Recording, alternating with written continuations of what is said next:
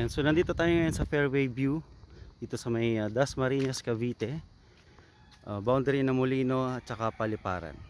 Ayan, so ito yung gate, main gate ng subdivision.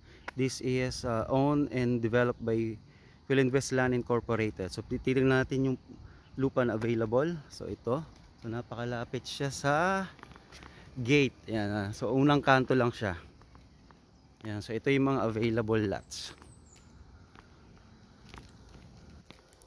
So nasa kaliwa, ito, this is a 400 plus square meter and 363 square meter and then 300 plus square meter.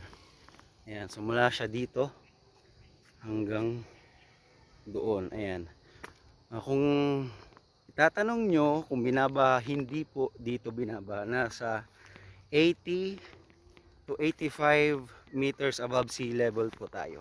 Ayan, so meron siyang sapa dito. Titignan natin, meron siyang sapa. Ayan, may baka pa siya dito.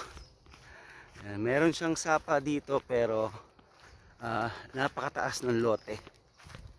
Ayan, ang taas.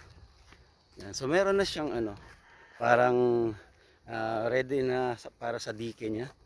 Ayan, so ang taas. May mga nasa 5 meters yung taas nung lupa mula sa sapa. Ayan.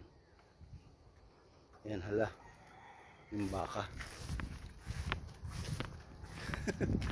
Ayan, so this is mga nasa 1,000 square meter lahat yung available pag tinotal mo. So this is a 400 plus square meter, 363 and then 300 plus din dito. Ayan. Meron din available dito, it's 139